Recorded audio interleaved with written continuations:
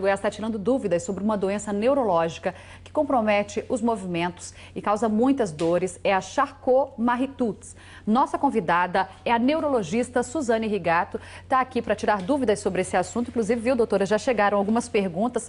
Vou aproveitar então e vou fazer a pergunta do Aldo, Alê, Renato e Adriana. Querem saber se a CMT é hereditária e quais são os sintomas, querem saber também se tem cura. É a mesma dúvida do Ed Borges, lá de Lusiânia também. Sim, a neuropatia por Charcot-Marie-Tooth é uma neuropatia hereditária, sim, então ela é transmitida geneticamente. E o principal sintoma no início da doença seria a fraqueza muscular distal, ou seja, iniciando pelas pernas e depois ascendendo aos braços. Então, é uma fraqueza para caminhar, uma dificuldade muitas vezes para correr. Quando inicia na infância, aquilo que falamos anteriormente a respeito das dificuldades que a criança tem em acompanhar os outros colegas nas brincadeiras, e na fase adulta percebe-se uma fraqueza para atividades que anteriormente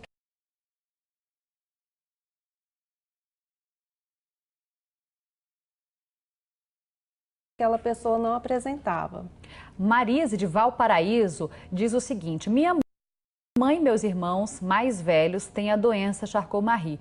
Por que eu e meus irmãos mais novos não temos? Existe algum fator genético para não desenvolvermos a doença? Ela pergunta como é que se faz a prevenção também. Alguns sobrinhos dela têm a doença. Sim, por ser uma doença hereditária, a gente tem que avaliar se ela é autossômica dominante ou se ela é autossômica recessiva. Isso parece complicado, mas resumindo, que seria isso, doutora?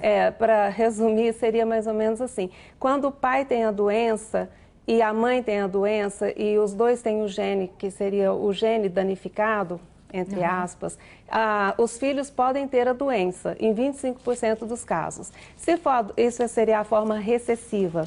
Se for a forma dominante, se um dos pais, né, pai ou mãe, tem a doença, ele vai passar automaticamente para a prole, tendo a chance, nesse caso aí, de 50% de passar essa doença para os filhos.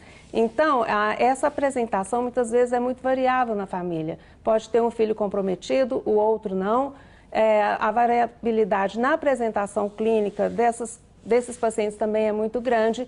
São pacientes que podem apresentar fraqueza, dormência, mas em graus muito diferentes, até mesmo dentro da mesma família. Aí ela pergunta em relação à prevenção nesse caso, já que tem a questão da hereditariedade, então não tem como prevenir? A questão de prevenir a doença, não tem. O que poderia ser feito é o aconselhamento genético após o estudo molecular, que seria o estudo genético, para saber se a pessoa tem o gene, que tipo que ela vai transmitir, se ela é autossômica dominante ou recessiva, e orientar essa família, dizendo o seguinte: você tem uma chance de 50% de ter um filho com a doença ou de 25% de ter um filho com a doença. E a decisão de ter ou não filhos, isso cabe realmente ao casal.